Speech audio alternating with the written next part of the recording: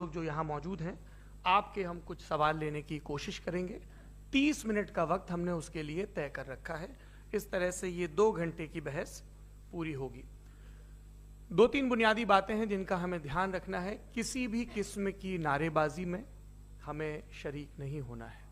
ये हल्ला गुल्ला नहीं है, क्योंकि पूरी दुनिया देख रही है, तो एक नज़ीर कायम करनी है, एक उदाहरण लोगों के सामने रखना है कि पढ़े लिखे लोग इत्तेफाकी और ना इत्तेफाकी रखते हुए भी, एक दूसरे से सहमति और असहमति रखते हुए भी बात कह सकते हैं।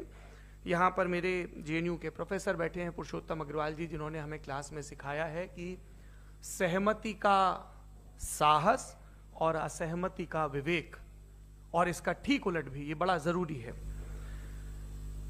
दूसरी बात, ये किसी एक धर्म के बारे में बहस नहीं है, ये बात सबको स्पष्ट होनी चाहिए।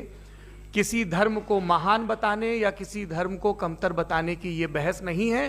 तो यदि कोई इस उम्मीद से देख रहा है या यहां आया है, तो मैं आपको आश्वस्त करना चाहता हूं कि आपको नाउम्मीदी हाथ लगेगी।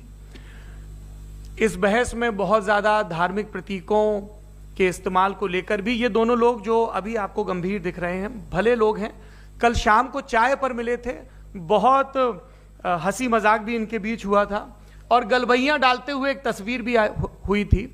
ये इस बात का प्रमाण है कि इंटरनेट पर जो हल्ला मचा हुआ है उसके मुकाबले ये दोनों लोग बहुत ही अच्छे शांत ढंग से बहस के लिए राजी हो गए हैं। ट्विटर की बातें ट्विटर तक सीमित, एलन मस्क आजकल उसको एक्स कहते हैं।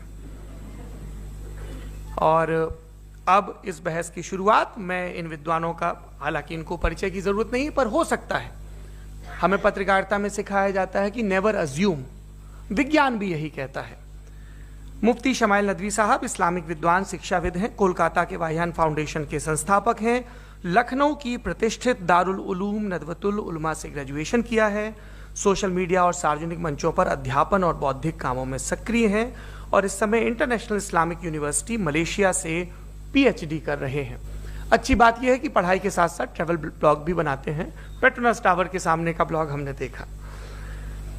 हमारे साथ जावेद अख्तर साहब हैं। जावेद अख्तर साहब कवि हैं, शायर हैं, गद्य भी लिखते हैं, फिल्मों के लिए संवाद लिखे हैं, गीत लिखे हैं। इससे इतर ये वैज्ञानिक सोच को लेकर या अपने डिक्लेयर्ड एथिज्म को लेकर भी मुखर रहते हैं और अपने तहीं रैशनैलिटी की बात करते हैं। देवियों और सज्जनों, डज गॉड एग्जिस्ट? इस सवाल का जवाब सब अपने अपने तहीं खोजने की कोशिश कर रहे हैं। कोई इसको गॉड डैम पार्टिकल की खोज बताता है, कोई गॉड